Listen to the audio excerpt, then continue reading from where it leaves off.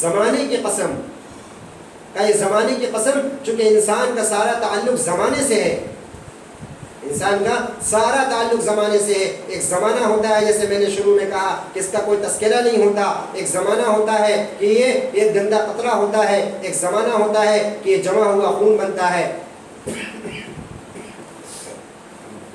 ایک زمانہ ہوتا ہے کہ یہ گوشت کا لوتھڑا بنتا ہے، ایک زمانہ ہوتا ہے کہ اس میں جان پڑتی ہے، ایک زمانہ ہوتا ہے یہ دنیا کے اندر آتا ہے، ایک زمانہ ہوتا ہے یہ ماں کی گود میں ہوتا ہے، ایک زمانہ ہوتا ہے جو اس کے لڑکپن کا زمانہ ہوتا ہے، ایک زمانہ ہوتا ہے جو نوجوانی کی آتی ہے، پھر ایک زمانہ آتا ہے جو جوانی کا ہوتا ہے، پھر ایک زمانہ آتا ہے جو ادھیڑ پن کا ہو جاتا ہے، پھر ایک زمانہ آتا ہے بڑھاپے کا، پھر ایک زمانہ آتا ہے کہ اس کو موت آ جاتی ہے، پھر ایک زمانہ ہوتا ہے کہ یہ قبر میں لٹا دیا جاتا ہے، پھر ایک زمانہ آئے گا حشر کا جب اس کو اللہ کے سامنے حساب دینے کے لیے کھڑا کیا جائے گا، پھر ایک زمانہ آئے گا کہ اس کو حساب دینا پڑے گا، پھر ایک زمانہ آئے گا اس کو پلسرات سے گزرنا پڑے گا، پھر ایک زمانہ آئے گا یا تو اس کے لیے جہنم میں ہمیشہ ہمیشہ کے فیصلے ہو جائیں گے، یا تو پھر ایک زمانہ آئے گا اس کے لیے ہمیشہ ہمیشہ کے لیے جنت کے فیصلے ہو جائیں گے۔ تو انسان کا سارا تعلق زمانے سے ہے، دنیا کے اندر میں رہتا ہے، اس کے لیے کبھی خوشی کا زمانہ ہوتا ہے، اس کے لیے کبھی غمی کا زمانہ ہوتا ہے، اس کے لیے کبھی تنگی کا زمانہ ہوتا ہے، اس کے لیے کبھی وسعت کا زمانہ ہوتا ہے،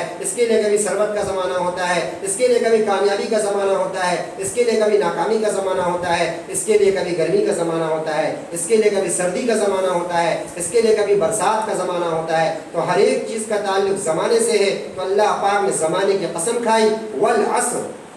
قسم ہے زمانے کی،